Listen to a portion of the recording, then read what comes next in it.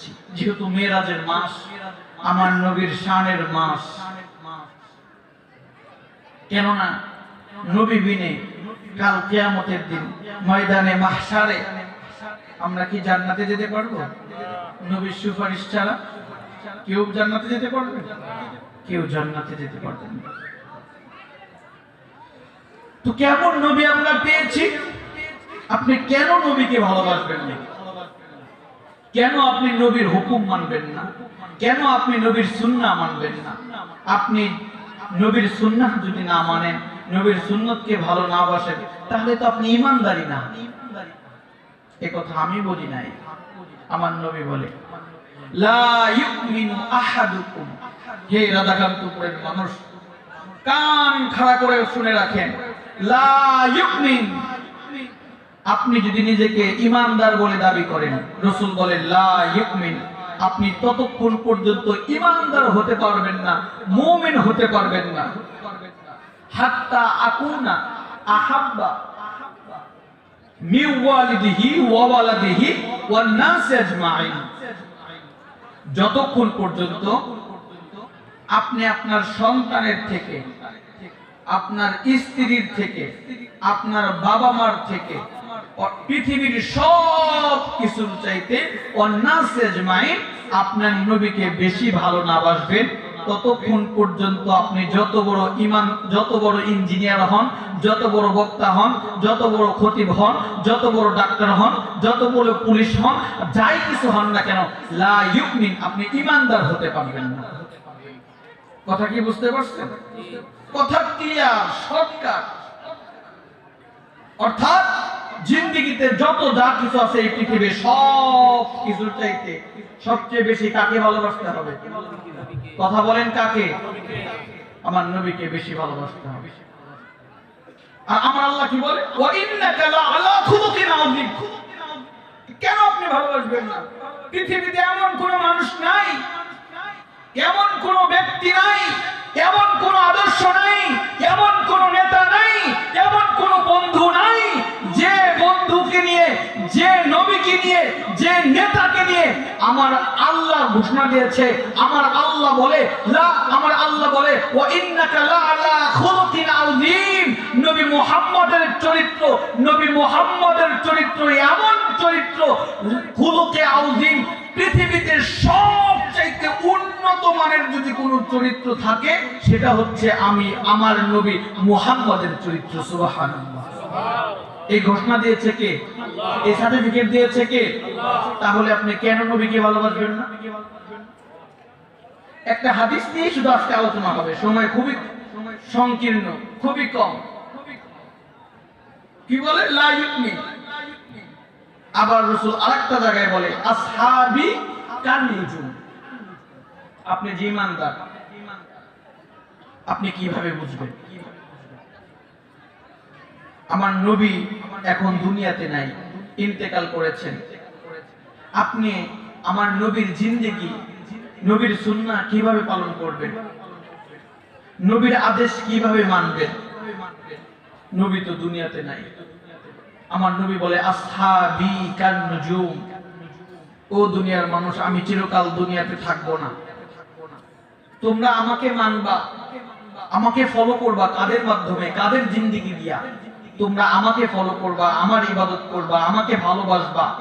আসহাবি কান নুজুম, আমার সাহাবা কেরাম যেভাবে আমাকে ভালোবেসেছে, আমার সাহাবায়রা যেভাবে আমাকে মোহাব্বত করেছে, যেভাবে আমাকে মান্য করেছে, তোমরা সাহাবাদেরকে দেখে দেখে তাদের জিন্দেগি থেকে আমি নবীকে সেইভাবে মানবা, আমি নবীকে সেইভাবে ভালোবাসবা। সুবহানাল্লাহ।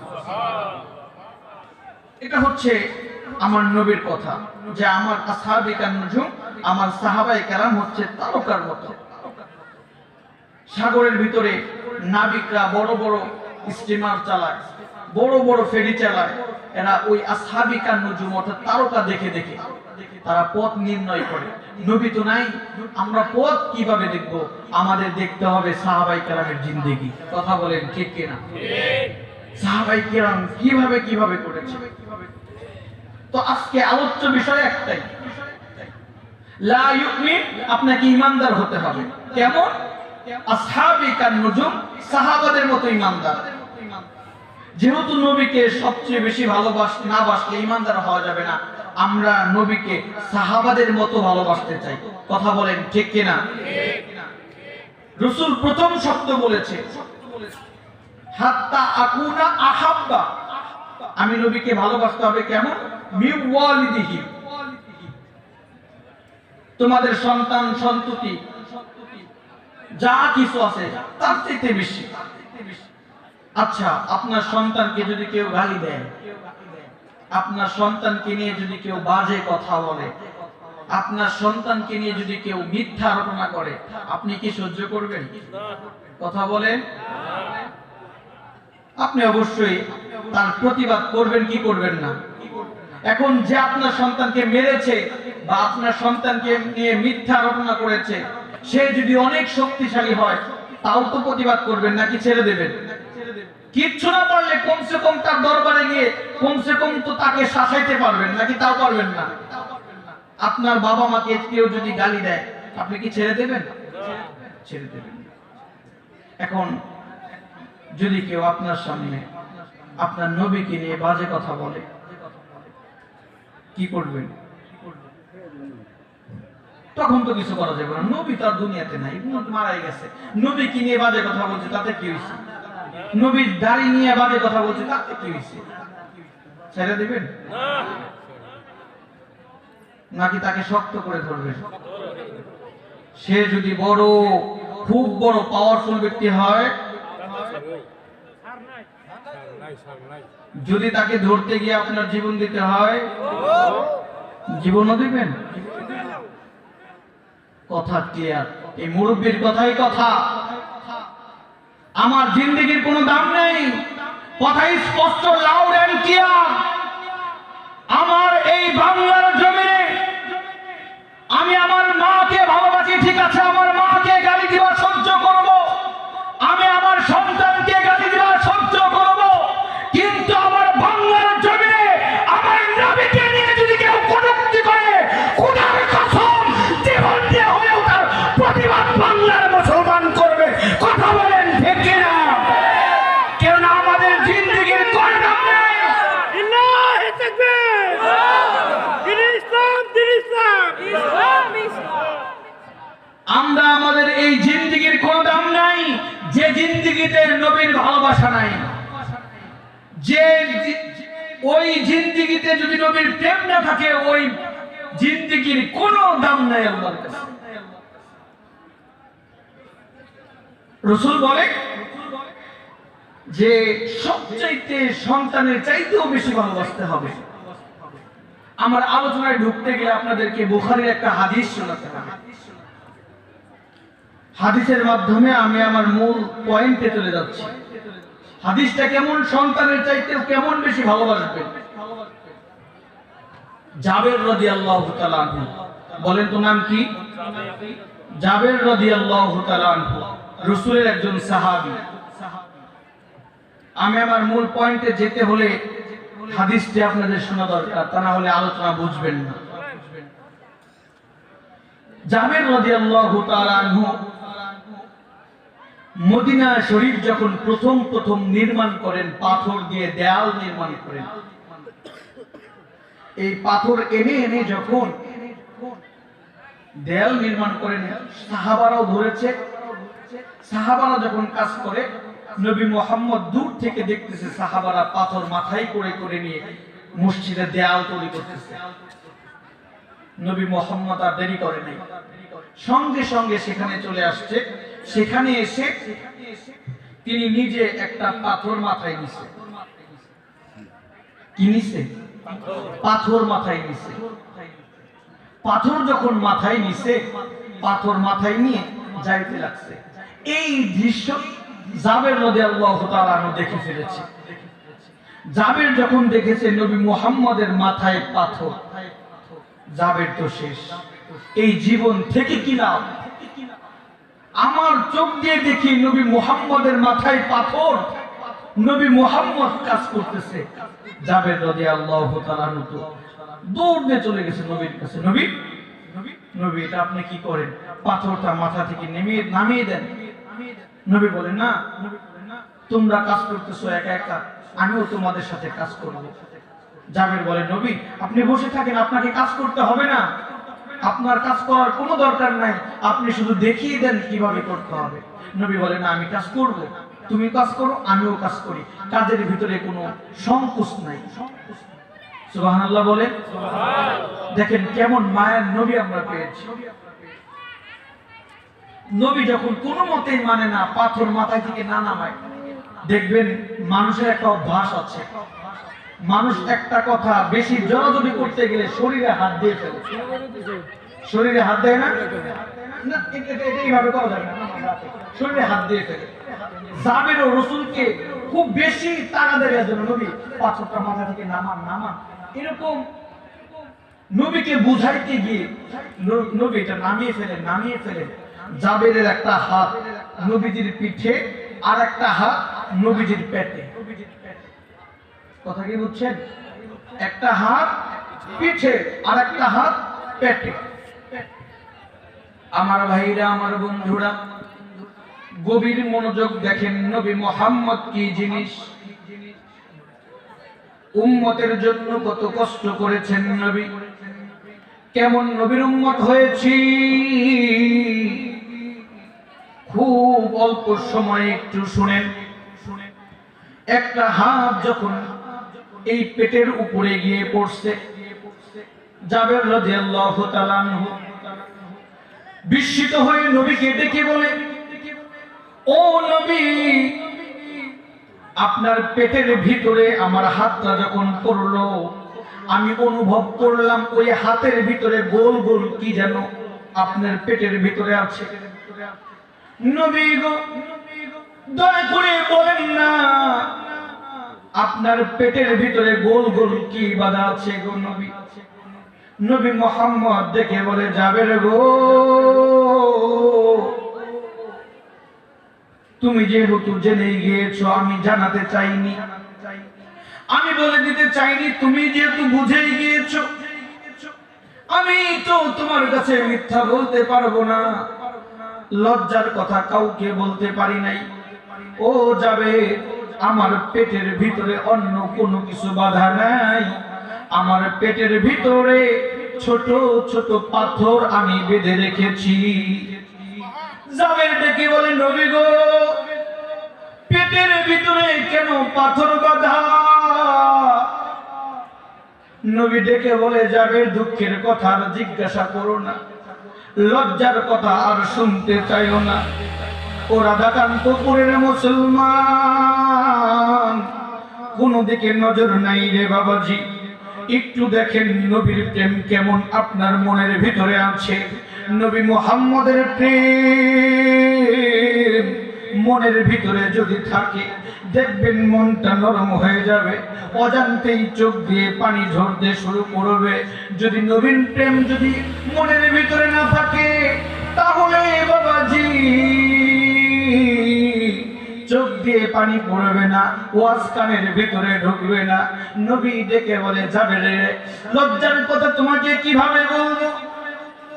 ও যাবে, আজ 3 দিন হলো নবী মুহাম্মদের ঘরে কোনো খাবার নাই। আমি নবী মুহাম্মদ 3 দিন ধরে খাবার খাই না। আমি নবী মুহাম্মদ ক্ষুধার যন্ত্রণা সহ্য করতে পারি না। যখন ক্ষুধার যন্ত্রণা আমি নবী মুহাম্মদকে ঘিরে ধরে, তখন আমি এই পাথরগুলো পেটের ভিতরে বাঁধি। পাথরগুলো ঠান্ডা, পেটের ভিতরে যখন লাগে একটু একটু আমার আরাম লাগে, এই জন্য পেটের ভিতরে আমি পাথর বেঁধে রেখেছি। নবী মুহাম্মদ যখন এই কথা বলেছে, জাবের পাগল হয়ে গেছে। নবী গো, এটা আপনি কি বলেন? ও নবী, আপনি 3 দিন ধরে খাবার খান না, আপনি কেন আমাদেরকে বলেন নাই? নবী গো, আর একটা খবর আপনার কাছে শুনতে চাই, আপনার মেয়ে আসিয়ার খবর কি? আপনার মেয়ে সরি ফাতেমার খবর কি? নবীকে যখন বলেছে আপনার মেয়ে ফাতেমার খবর কি, নবী মুহাম্মদ দাঁড়িয়েছিল, সঙ্গে সঙ্গে জমিনে বসে পড়েছে। ডেকে বলে যাবে রে, তুমি ঘরের কথা করকে বলতে হয় না। আমি নবী মুহাম্মদ নিজের কষ্ট সহ্য করতে পারি, কিন্তু যখন আমি ঘরের ভিতরে যাই, গিয়ে দেখি আমার মেয়ে কলিজার টুকরা ফাতেমা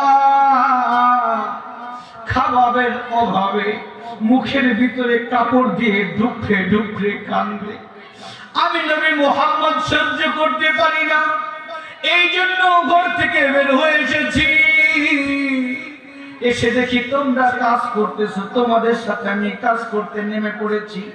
যাবের সঙ্গে সঙ্গে নবীর পাটা জড়াই ধরছে। নবী গো, পাথর তাড়াতাড়ি মাথা থেকে নামান, আপনি এই গাছের নিচে এক্ষুনি বসেন, আমাকে 5টা মিনিট সময় দেন। যাবের দৌড়াইতে দৌড়াইতে বাড়িতে চলে গেছে। যাবের স্ত্রীকে ডেকে বলে, বেবি গো, তাড়াতাড়ি ঘরে কি আছে দাও। যাবের স্ত্রী ডেকে বলে, ঘরে তো কোনো খাবার নাই, আমাদের 2টা সন্তান, একটার নাম মারুফ বিল্লাহ আর একটার নাম মাসুম বিল্লাহ, একটার বয়স 8 আর একটার বয়স মাত্র 6, এই 2 ভাইয়ের জন্য কিছু খাবার রাখা আছে। যাবের ডেকে বলে, ও মারুফ বিল্লাহর মা, সন্তান গেলে সন্তান পাওয়া যাবে, কিন্তু নবী গেলেন নবী পাওয়া যাবে না। তুমি জানো না আমার নবী 3 দিন ধরে না খাওয়া, যেমন স্বামী তেমন স্ত্রী। যখন বলেছে আমার নবী 3 দিন ধরে কোনো খাবার খাই না, স্ত্রী ডেকে বলে, যাবে খোদার কসম করে বলে দেই, আমি মায়ের মনের ভিতরে সন্তানের ভালোবাসা নাই, আমি মায়ের মনের ভিতরে সন্তানের চাইতে আমার নবীর ভালোবাসা বেশি। সুবহানাল্লাহ। জলদি করে খাবার দিয়ে দিয়েছে, নবীকে খাবারগুলো দিয়েছে। নবী কিছু খাবার খেয়েছে, কিছু ফাতেমাকে দিয়েছে। দিন যখন শেষ হয়ে গেছে, রাত্রিবেলায় জাবের ঘুমে আছে। ঘুমে থাকা অবস্থায় জাবেরের বিবি ডেকে বলে, প্রাণের স্বামী গো স্বামী, দুপুরবেলা নবীকে খাইতে দিয়েছি, কি না কি খাইতে দিয়েছি, প্রাণ ভরে নবীকে খাওয়াইতে পারি নাই। ও যাবে, আমার খুব ইচ্ছা করতেছে আমি আমার নবীকে প্রাণ ভরে, মন ভরে, শরীরের সমস্ত ভালোবাসা দিয়ে আমার নবীকে এক ওয়াক্ত দাওয়াত খাওয়াবো। জাবের ডেকে বলে, হ্যাঁ এটাও আমার ইচ্ছা। নবীকে তো ওই সময় ঠিক মতো খাওয়াইতে পারি নাই। স্ত্রী ডেকে বলে, তাহলে কি খাওয়ানো যায়? কিতাবের ভিতরে লেখে, জাবেরের ঘরে একটা দুম্বা ছিল অথবা একটা ছাগল ছিল। রাত্রিবেলায় পরামর্শ করেছে নবীকে একত্র খাওয়াবে, দাওয়াত খাওয়াবে ভালো মতো। সকালবেলা জাবের চলে গেছে নবীর দরবারে। নবী গো, আপনি যদি অনুমতি দিতেন, আজকে দুপুরে আমার বাড়িতে আপনাকে আমি একত্র খাবার খাওয়াবো। নবী দাওয়াত কবুল করলেন। জাবের খুশি, বাড়িতে চলে আসছে। স্ত্রীর কাছে ডেকে বলতেছে, কপাল তো তোমার খুলে গিয়েছে। বলে কিভাবে? বলে নবী আমাদের দাওয়াত কবুল করেছে, আর নবী বলেছে নবী আমাদের বাড়িতে এসে বাড়িতে বসে খাবার খাবে। সুবহানাল্লাহ। তোমার কপাল খুলে গিয়েছে, তোমার হাতের রান্না নবীজি খাবে। স্ত্রী তো মহা খুশি, কেননা মুমিন সব কিছুর চাইতে ভালোবাসে কাকে বেশি? নবীকে বেশি ভালোবাসে। আমার রান্না নবী খাবে, আমার বাড়িতে আসবে, আমার বিছানায় নবী মুহাম্মদ বসবে, এর চাইতে বড় পাওয়ার হয় না। জাবের খুশি, স্ত্রী খুশি। বকরিটারে ধরছে, বকরিটা ধরে বড় ভাইকে, 8 বছর বড় ভাইয়ের বয়স, আরিফ বিল্লাহ নাম, বড় ভাইকে ডাকছে, এদিকে আসো। বড় ভাই ছাগলটাকে ধরছে, বাবাই জবাই করে। ছোট ভাই তাকায় তাকায় দেখে, বড় ভাই এক পাশে ধরছে, বাবা জবে করে, ছোট ভাই তাকায় তাকায় দেখে। জবে করা শেষ। যখন জবে করা শেষ, বাবা ডেকে বলতেছে, আহ ও ছাগল, তোর জীবনটা ধন্য হয়ে গেল। তুই জানোস না এই তোর গোস্ত আমার নবী মুহাম্মদ খাবে। তোর জীবনটা ধন্য হয়ে গেল। ইস, আমি জাবের যদি ছাগল হতে পারতাম আর আমার গোস্ত যদি নবী খেত, এর চাইতে বড় পাওয়ার হতো না। ছাগল, তোর জীবনটা ধন্য। ছাগলকে যখন এই কথা বলছে, বাবা এমনি বলে ফেলছে নবী মুহাম্মদ। এই কথাটা বড় ভাই আর ছোট ভাই মাথার ভিতরে নোট করে রাখছে। বাবা জবে দেওয়ার পরে ছুরিটা বারান্দার ভিতরে রাখছে। বাবা কাজ করতেছে, বাড়িতে মেহমান আসবে, আর মেহমান যদি নবীর মতো মেহমান হয় তাহলে কি আর কোনো কথা আছে? বাবা খুব খুশি কাজ করতেছে, মা রুটি বানাইতেছে। ঠিক এমন সময় ছোট ভাই বড় ভাইকে ডেকে বলতেছে, ভাই তুমি কি একটা কথা লক্ষ্য করেছো? বলে কি কথা? বলে বাবা কি বলেছে? বাবা বলেছে এই ছাগলের জীবন ধন্য, কেননা এই ছাগল নবীর জন্য তার জীবনটা দিয়ে দিচ্ছে। এই ছাগলের মাংস নবী খাবে। এই ছাগলের জীবনটা ধন্য হয়ে গেছে। এক কথা দুই কথা বলতে বলতে ছোট ভাই আর বড় ভাই, এই বড় ভাইও বলতেছে এখন, ইস, আমিও আমার জীবনটা ধন্য হয়ে যাইতো যদি আমার জীবনটা আমি নবীর জন্য দিয়ে দিতে পারতাম। সুবহানাল্লাহ বলেন। যেমন বাবা তেমন সন্তান। এক কথা দুই কথা, ছোট মানুষ 6 বছর আর 8 বছর, ইস, যদি আমার জীবনটাও দিয়ে দিতে পারতাম কতই না ভালো হতো। এক কথা দুই কথা বলতে বলতে বড় ভাই বলতেছে, আসো আমরা একটা কাজ করি, খেলা করি। ছাগলকে যেভাবে বাবা জবে করলো, আমরা অভিনয় করি যে আমাদের জীবনটা আমরা নবীর জন্য দিয়ে দিলাম। অভিনয় করে আমরা দেখাই বাচ্চা নবীর প্রেম কেমন। ঠিক আছে।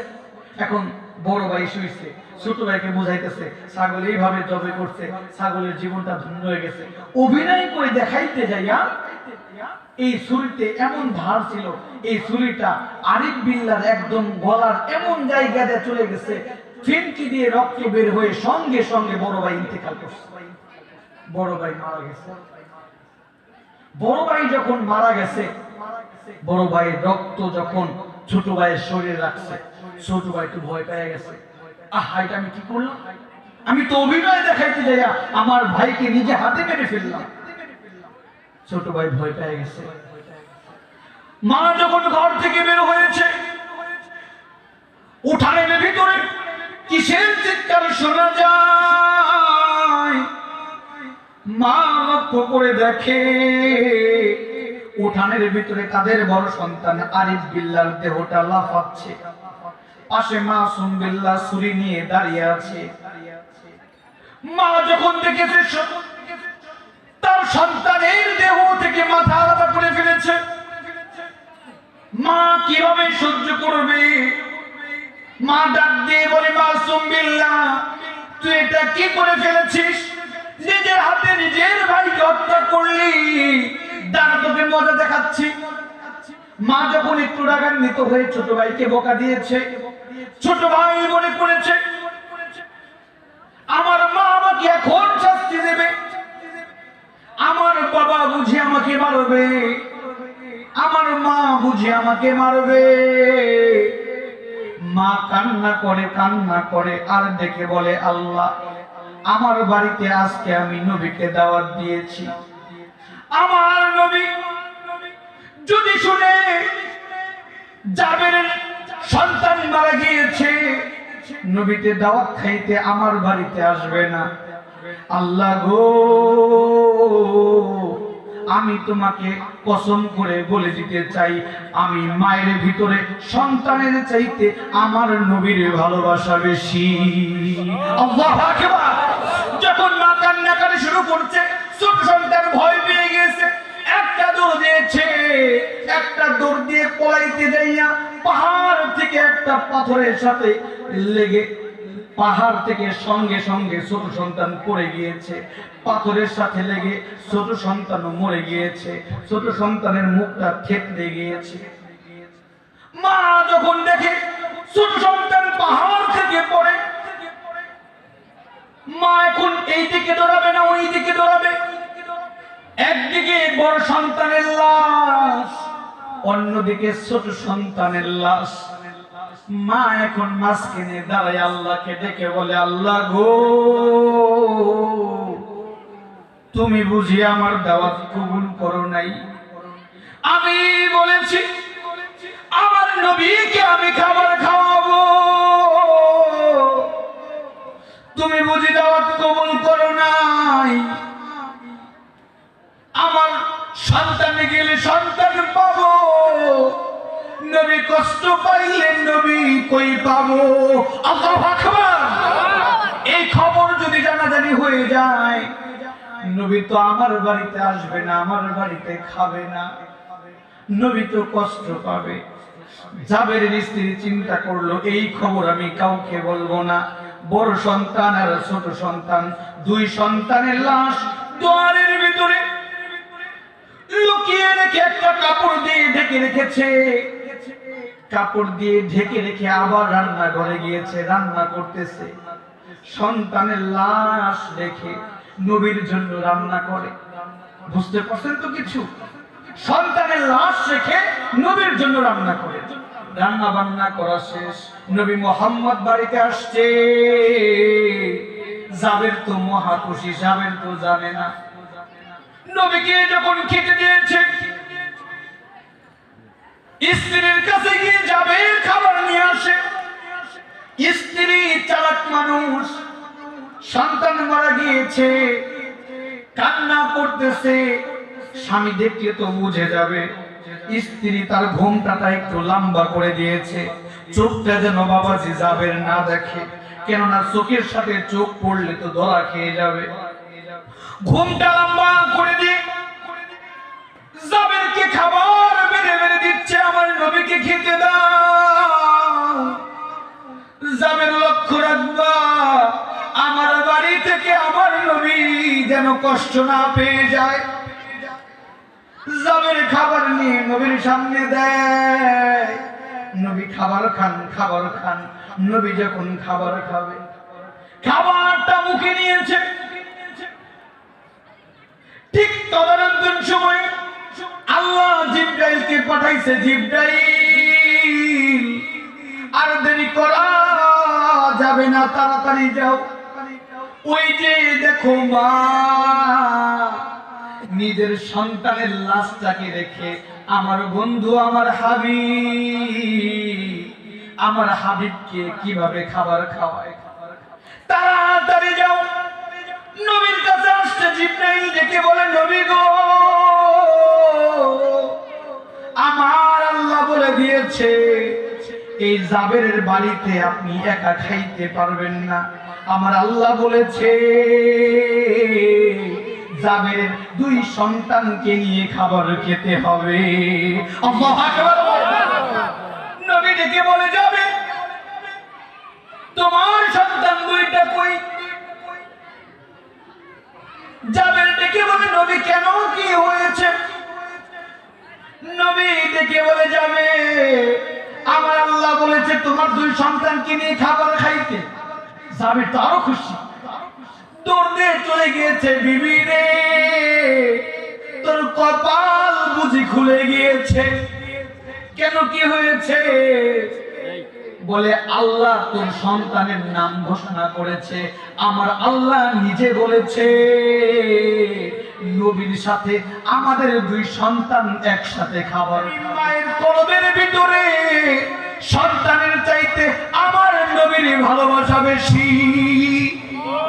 আল্লাহ তুমি কেন বারবার খুল্লা প্রকাশ করে দিচ্ছ গো আল্লাহ? ডেকে বলে, যাবে মনে মনে বলে, কোনদিন স্বামীর সাথে মিথ্যা বলি নাই, আজকে আমার নবীকে খাবার খাওয়ানোর জন্য মিথ্যা বলবো। ডেকে বলে, যাবে তোমার সন্তান খাবার খাবে না। একটু আগে তোমার সন্তান খাবার খেয়ে খেলতে গিয়েছে, এখন তোমার সন্তানকে ডাকতে গেলে নবী না খেয়ে থাকবে, কষ্ট পাবে। নবীকে গিয়ে বলো সন্তান খাবার খাবে না, তাকে খেতে বলো। জাবের আবার চলে গেছে নবীর কাছে, নবী গো আপনি খাবার খেয়ে ফেলেন, আমার সন্তান একটু আগে খাবার খাইছে, সন্তানগুলো খাবার খাবে না। নবী বলে ঠিক আছে। নবী আবার খাবার খাইতে লাগছে। আবার যখন নবী খাবার খাবে, কিতাবের ভিতরে লেখে জিবরাইল এবার সেই নবীর হাতটা ধরে ফেলেছে। নবী গো আমার আল্লাহ বলেছে যতক্ষণ পর্যন্ত জাবেরের দুই সন্তান না আসবে ততক্ষণ পর্যন্ত জাবেরের বাড়ির খাবার আপনি খেতে পারবেন না। নবী ডেকে বলে যাবে আমি তো খাবার খেতে পারবো না, সন্তান যত দূর যাক না কেন সন্তানকে খুঁজে নিয়ে আসো। তোমার কপালটা তো বড় ভালো, তোমার আল্লাহ আমার সাথে তোমার সন্তানকে খেতে বলেছে। জাবের আবার দৌড় দিয়ে চলে গেছে। বিবি গো সন্তান কোন দিকে গিয়েছে বলো। নবী বলেছে সন্তান ছাড়া খাবার খাবে না। জাবেরের স্ত্রী এখন ঘুমটা টানা ছড়িয়ে ঝরঝর করে চোখের পানি ছেড়ে দিয়েছে। ডেকে বলে আল্লাহ তুমি বুঝি আমার দাওয়াত কবুল করো নাই? ও আল্লাহ তুমি জানো সন্তান আসবে না, এরপর বারবার কেন তুমি সন্তানকে নবীর কাছে দিতে বলতেছো? জাবের ডেকে বলে সত্যি করে বলো কি হয়েছে রে বিবি? ও বিবি তুমি কেন কান্না করো? জাবের স্ত্রী ডেকে বলে যাবে বড় সন্তান নবীর প্রেমে অভিনয় দেখাইতে যাইয়া শহীদ হইয়া গেছে। দ্বিতীয় সন্তান ভয়ে পাহাড় থেকে পড়ে গিয়ে শহীদ হয়ে গেছে। জাবের বলে তুই এটা কি বলস রে? তুই কেমনে পারলি নিজের সন্তানকে মৃত সন্তানকে রেখে কেমনে পারলি খাবার রান্না করতে? কেমনে পারলি আমি জাবেরের কাছে লুকাইতে? এখন মা ডেকে বলে যাবে সন্তান গেলে সন্তান পাওয়া যাবে, নবী না খেয়ে গেলে নবী কই পাবে? আমি বলে দিতে চাই আমি মায়ের দিলের ভিতরে সন্তানের চাইতে আমার নবীর ভালোবাসা বেশি। আল্লাহু আকবার বলে যাবে ডেকে বলে তুমি পারলে আমি পারবো না কেন? আমিও ঘোষণা দিতে চাই সন্তানের চাইতে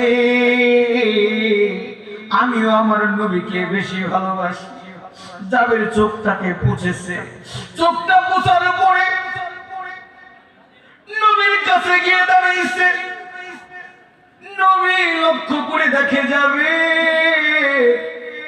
একটু আগে হাসতে হাসতে রান্না করে গিয়েছে, এখন জাবেরের মুখটা কালো হয়ে গেছে, চোখের ভিতরে পানি টলমল করে।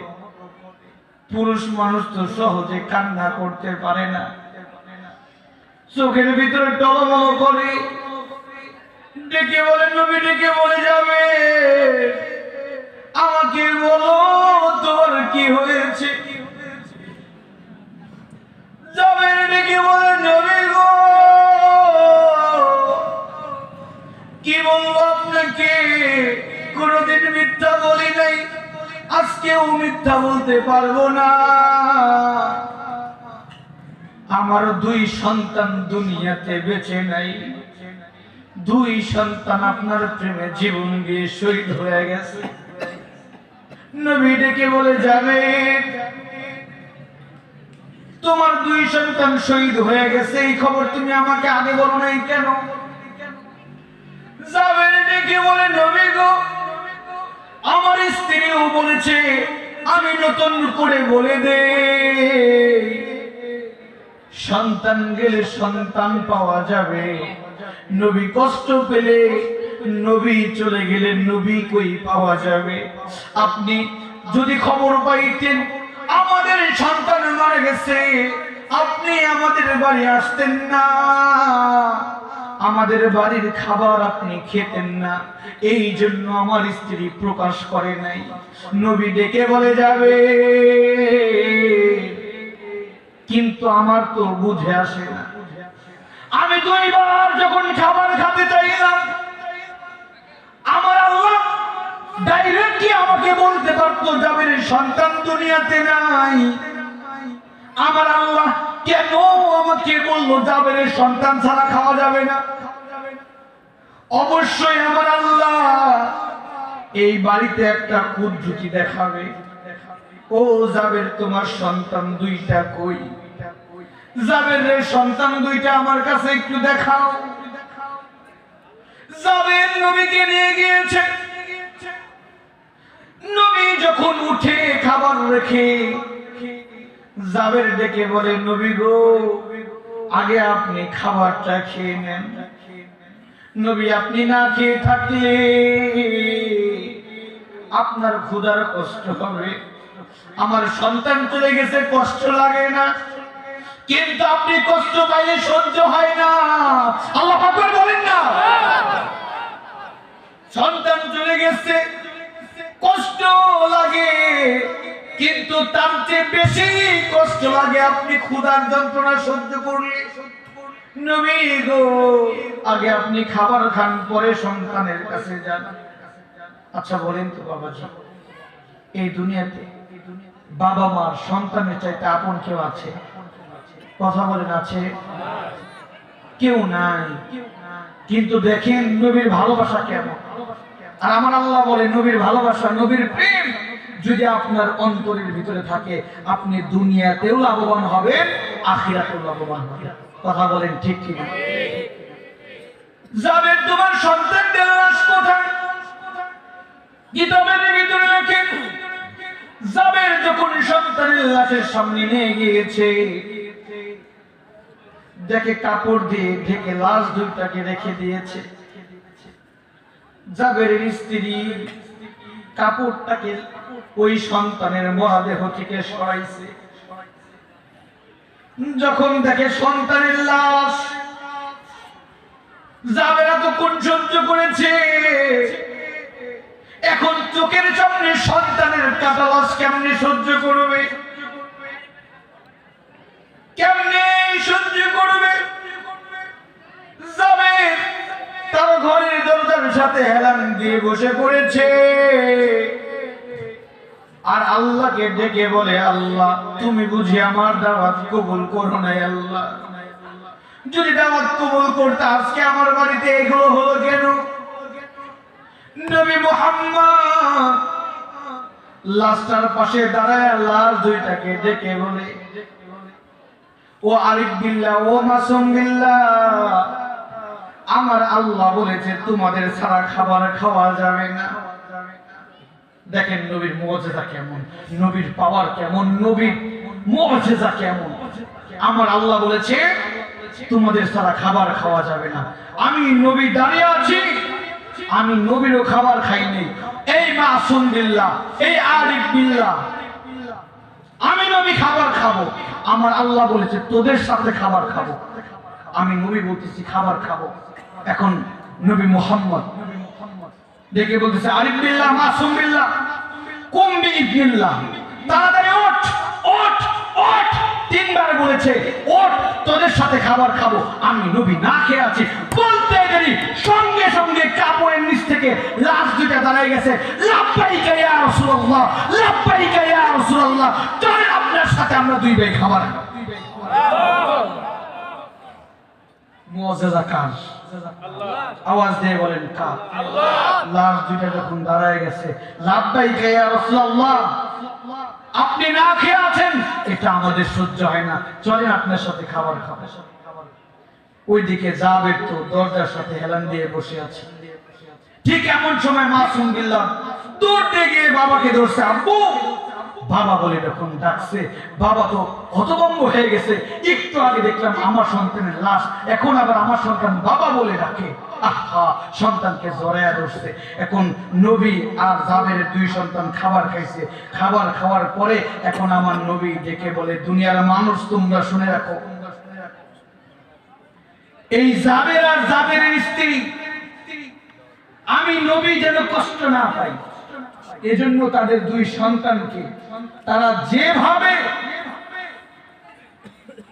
এই কষ্ট তারা গোপন রেখেছে, আমি নবীকে ভালোবেসে আমার আল্লাহ আমাকে জানিয়ে দিয়েছে, আমার আল্লাহ তাদের কুরবানিতে, তাদের ত্যাগে আর আমার নবীর প্রেমের কারণে আল্লাহ তাদের প্রতি এমন খুশি হয়েছে, আমার আল্লাহ বলে দিয়েছে পৃথিবীতে কোনো ফ্যামিলি একসাথে এক ঘরে এক জান্নাতে যদি থাকে সেটা তুমি জাবেরের ফ্যামিলি। কাল কিয়ামতের দিন পুরা ফ্যামিলি, দুই সন্তান, তুমি আর তোমার স্ত্রী একসাথে এক জান্নাতের ভিতরে থাকবে। আল্লাহ আসতে বলেন সুবহানাল্লাহ। একসাথে এক জান্নাতে একটা মাত্র ফ্যামিলি, পুরা ফ্যামিলিটাই জান্নাতে। আল্লাহু আকবার বলেন। তাহলে এই হাদিস দ্বারা কি বুঝতে পারলেন? আপনি যদি নবীর প্রেম আপনার ভিতরে পয়দা করেন, ক্ষণিকের জন্য কষ্ট হবে কিন্তু আপনার দুনিয়াও লাভ হবে। কথা বলেন ঠিক কিনা? এটা হচ্ছে সন্তানের প্রেম। সন্তানের প্রেম বেশি না নবীর প্রেম বেশি? আর আওয়াজ দিয়ে বলেন কার প্রেম বেশি? নবীর প্রেম আমাদের অন্তরে আছে না নাই? কথা বলেন আছে না নাই? দুই নাম্বার, আচ্ছা আমরা তো গুনাহগার, তাই না? আমাদের কষ্ট হচ্ছে? কথা বলেন কষ্ট হচ্ছে? আর একটু বললে শুনবেন তো নাকি উঠে যাবেন? ওই যে চাচা যে উঠে, উঠা যাবে না নাকি বলেন? আপনারা কি আমার কথা বুঝতেছেন? বোঝা যাচ্ছে? কষ্ট পাচ্ছেন না তো? সাউন্ডটা অ্যাডজাস্ট করুন, গলা ভেঙে যাচ্ছে। এটার সাথে মাইক মিলাই দেন, গলা ভেঙে যাচ্ছে। তাহলে আমরা কি গুনাহগার না বলেন তো বাবাজি? আমাদের মাপ পাওয়ার দরকার আছে না নাই? মাপের দরকার আছে। আর মাপ আপনি কিভাবে পাবেন? আপনি আমি কতটুকু গুনাহগার, কতটুকু গুনাহগার আপনি আমি একটু জিকির করেন, লা ইলাহা ইল্লাল্লাহ, লা ইলাহা ইল্লাল্লাহ, লা ইলাহা ইল্লাল্লাহ, লা ইলাহা ইল্লাল্লাহ, লা ইলাহা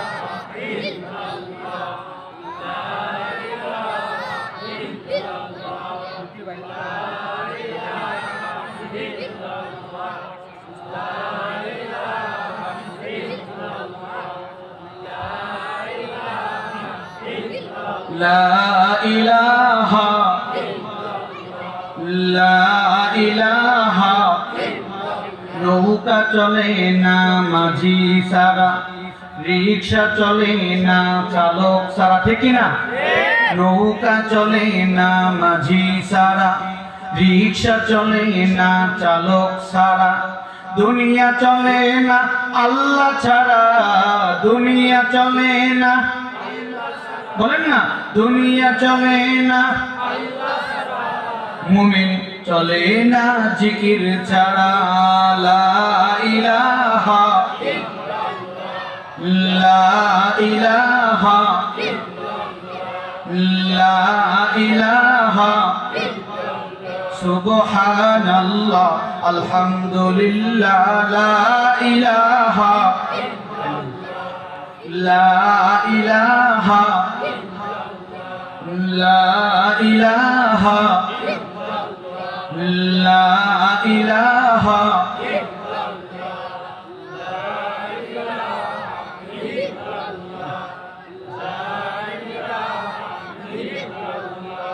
লা ইলাহা। আল্লাহ নামের জিকির করবে যারা, আল্লাহর কাছে প্রিয় তারা, ঠিক না? আল্লাহ নামের জিকির করবে যারা, আল্লাহর কাছে প্রিয় তারা, আল্লাহর কাছে প্রিয় যারা, জান্নাতে প্রবেশ করবে তারা। লা ইলাহা লা ইলাহা সুবহানাল্লাহ আলহামদুলিল্লাহ লা ইলাহা ইল্লাল্লাহ মুহাম্মাদুর রাসূলুল্লাহ। সুতরাং আমরা সবাই গুনাহগার, আমাদেরকে তো মরতে হবে নাকি? মরার পর একটা জিন্দেগি আছে না নাই? বিশ্বাস করেন সবাই? সবাই মরবেন। এখানে কে কে আছেন যে মরবেন না? তো হাত তুলে দেখান তো। বাবা, খুবই স্ট্রং শ্রোতা, দেখি খুব মনোযোগ দিয়ে শুনে। মারহাবা বলেন। সবাই মরবেন? আচ্ছা, সবাই যে মরবেন, আসলে একটু একটু ভয় হয়, সময় সংক্ষিপ্ত তো, হুজুর চলে আসবে, একদিকে ঢুকতে চাই আলোচনা নিয়ে, আবার চিন্তা করি চলে আসলে আলোচনা আপনারাও বুঝবেন না, আমারও হবে না। যেহেতু হুজুর আসবে, আমি ওই ভেবে ঢুকতে চাচ্ছি না। হুজুর হয়তো বা আনতে গেছে, চলে আসবে, এই জন্য আমি আলোচনার ভূমিকা আমি লম্বা করবো না, আমার টপিকে হয়তো ঢুকতে পারবো না, পরে আপনারাও বুঝবেন না, আলোচনা মাঝখানে থেকে যাবে।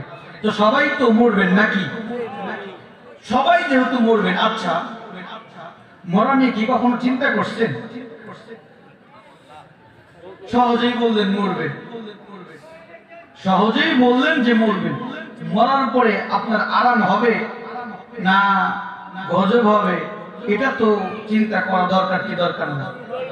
আচ্ছা, যদি চিন্তা থাকতো যে আমাদের মরতে হবে, আজকে মাগরিবের নামাজ আমি যদি বলি, কে কে পড়ছেন, কে কে পড়েন নাই? কয়েকজন বলবেন পড়ছি, বেশিরভাগই বলবে। আচ্ছা, আপনি যারা পড়েন নাই তারা কি মরবেন না? কথা বোঝেন নাই, বলেন। আচ্ছা, যদি মরেন তাহলে আপনি আল্লাহর হুকুম নামাজ ছাড়া বাঁচতে পারবেন? তার নামাজ পড়লেন না কেন? সত্যি কথা হচ্ছে, আযান যখন হয়ে গেছে আপনার মরার কথা মাথায় আসে না। আপনি মনেই ছিল না আপনাকে মরতে হবে। যখন আযান হয়ে গেছে, আপনি চার দোকানে বসে বসে আপনি কে কি হবে, আগামীতে কি হবে, কে ক্ষমতা আসবে, কে দেশ চালাবে, কার মেয়ে বাইরে গেছে, কে কি করছে, ওগুলো নিয়ে চিন্তা করছেন। কথা বলে, যদি আপনি চিন্তা করতেন যে আমাকে মরতে হবে, তাহলে যখন মসজিদে আযান হতো আপনি জিন্দেগিতেও চার দোকানে বসে গীবত আর শাখায় করতে পারতেন না। যেহেতু আপনি আযান হয়ে গেছে, মসজিদে আসেন নাই, ও আল্লাহর ইবাদত আপনি করেন না, সুতরাং বোঝা যায় আপনার ভিতরে মরার ভয় নাই।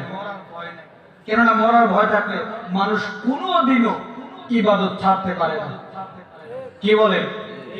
মরার ভয় যদি থাকে, বলেন তো, টাকার বিনিময়ে,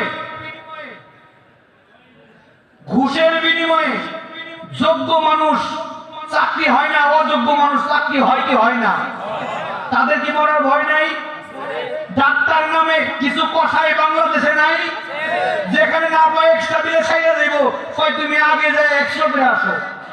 আরে বান্দির ঘরে বান্দি, যদি 100ই করা লাগে তুই ডাক্তার আছিস কে? একটু ব্যথা হইলে 100 করো। কি বলে? 100 করলে কি করে? পয়সা পায়। যদি ওর ভিতরে মরার ভয় থাকতো, সে কি বলেন তো ওই কাজ করতে পারতো? কথা বলেন। সুতরাং বোঝা যায় আমাদের ভিতরে মরার ভয় যদি থাকতো, মানুষ পরিবর্তন হয়ে যেত। মাঝে মাঝে মনে হয় কিসের আনন্দ, কিসের তো হাসি উল্লাস।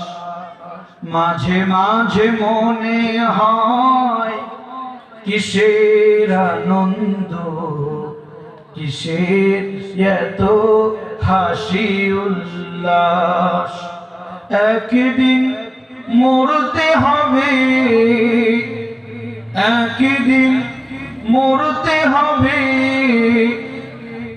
হতেই হবে লাশ।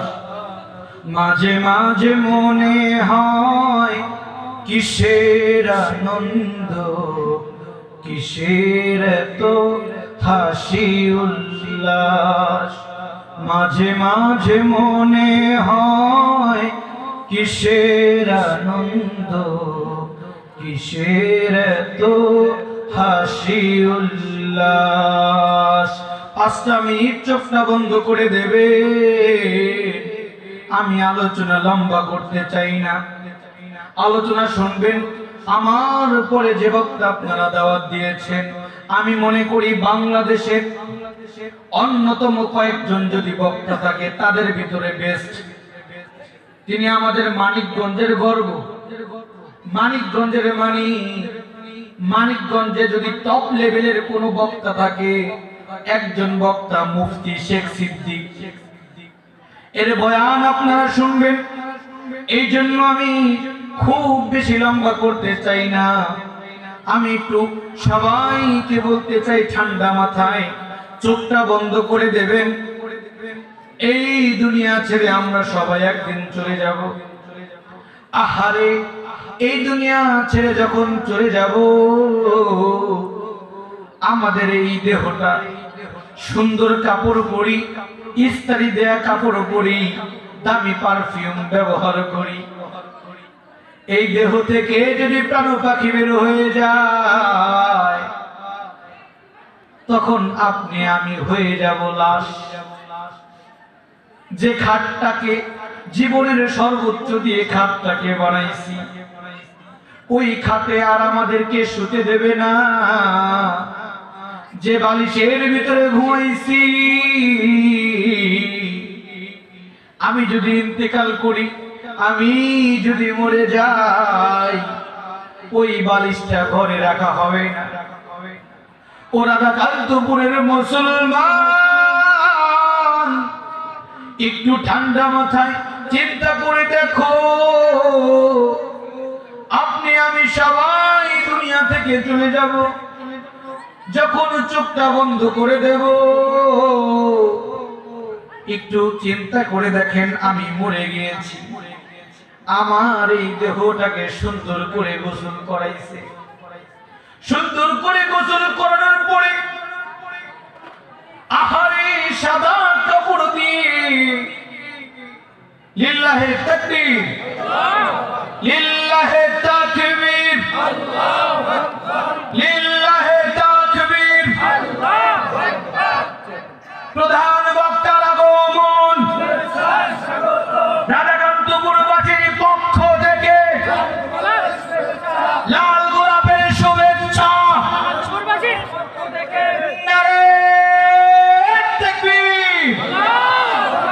আওয়াজ কি বের হয় না নাকি?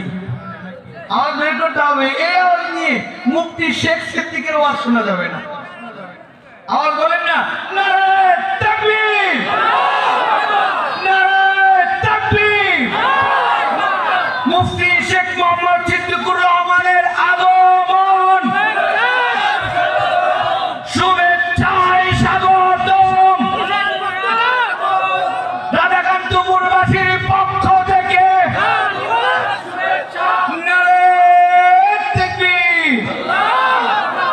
আমি এই জন্যই আলোচনার সামনে যাচ্ছিলাম না, কারণ হুজুর চলে আসবে, আলোচনা তো শুনবেন। এতক্ষণ মনে করেন 5 পাওয়ারের বাল্ব চিনেন আপনারা? এই যে মনে করেন বাল্ব, 30 পাওয়ারের বাল্ব একটা সময় ঘরে জ্বলতো না? আচ্ছা, 30 পাওয়ারের বাল্ব দিয়ে একটা সময় খাবার টাবার সব খাওয়া যায়, কিন্তু হ্যালোজেন চিনেন আপনারা?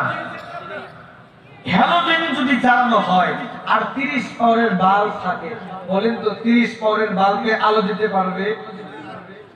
1000 পাওয়ারের বাল্ব যখন জ্বলে, 30 পাওয়ারের বাল্বের খাওয়া থাকে না, আলো দিতে পারে না। যেখানে লক্ষ পাওয়ারের বাল্ব এসে উপস্থিত হয়েছে, এখানে আমার মতো মানুষ আলো দিতে পারবে না। এই জন্য উত্তম হবে আলোচনা শেষ করা। তবে আপনাদের রাধাকান্তপুরের মানুষের কাছে একটা কথা জিজ্ঞাসা করতে চাই। আমি আমার হুজুরকে বসিয়ে আমি কথা বললাম, এটা আমার জন্য বেয়াদবি, শানের খেলা।